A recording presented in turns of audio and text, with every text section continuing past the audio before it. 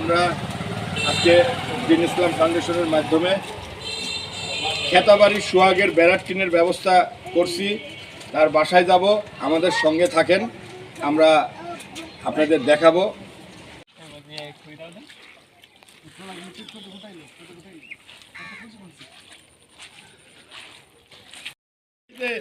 সেই খেতাবাড়ি, খেতা সোহাগের বাড়িতে আমরা দেখেন এর মধ্যে থাকে কিভাবে, কত পানি। আজ সকালে কল বসাতে এসেছিল, পারেনি। হয় কোন আসসালামু আলাইকুম। আমরা এই মৃত সোহাগের বাসায় আসছি। এই এলাকার লোকের কালকে আপনাদের একটা প্রতিবেদন করছিলাম। খেতাবাড়ি আসার সময় সকলেই এক বাক্যে বলছে যে খেতাবাড়ি।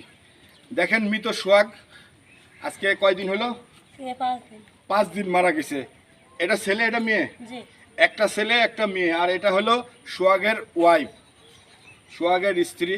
সোহাগও একটু প্রতিবন্ধী টাইপের ছিল, ওরও অসুখ বিসুখ ছিল।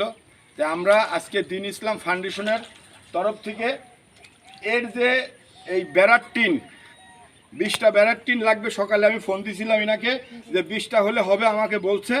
আমি দিন ইসলাম ফাউন্ডেশনের মাধ্যমে 20টা টিন নিয়ে আসছি।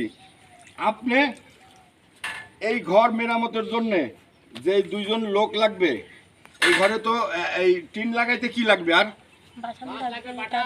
বাটাম যেটা লাগবে, এই পানিটা একটু কমলে আপনি আমাকে বলবেন যে ভাই এই মিস্ত্রি 2টা সম্পূর্ণ খরচ আমরা দিব, ঠিক আছে? দিন ইসলাম ফাউন্ডেশনের সকল সদস্য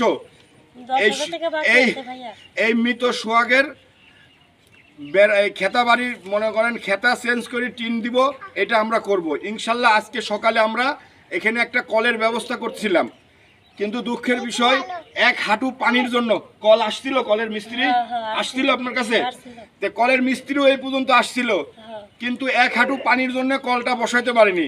তো আমি আপনাকে বললাম ওই মিস্ত্রি আবার আসবে আপনার এখানে, পানি একটু কমলে কলটা আবার আপনাদের এখানে বসাবে, যে কোনো একটা সুন্দর জায়গায় আপনি বসাই দিবেন। আমি বেশি কিছু বলবো না। এরকম সোহাগ, এরকম খেতাবাড়ি আপনার বাড়ির আশপাশ, আমার বাড়ির আশপাশ, আমার এলাকায়, আপনার এলাকায় অনেক আছে।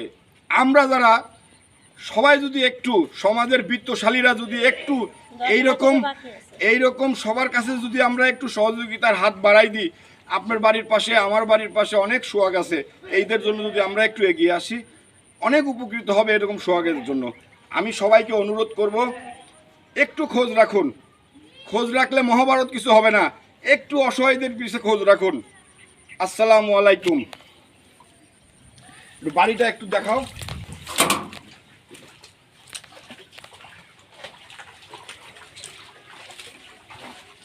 মামা,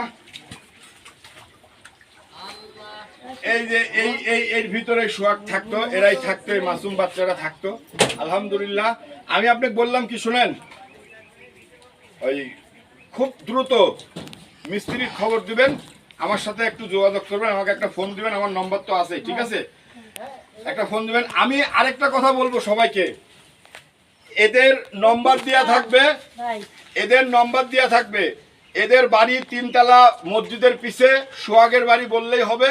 আপনারা এই সমাজের যারা যারা আছেন, যদি একটু সহযোগিতা করতে চান, এদের সাথে একটু যোগাযোগ করে সহযোগিতা করবেন।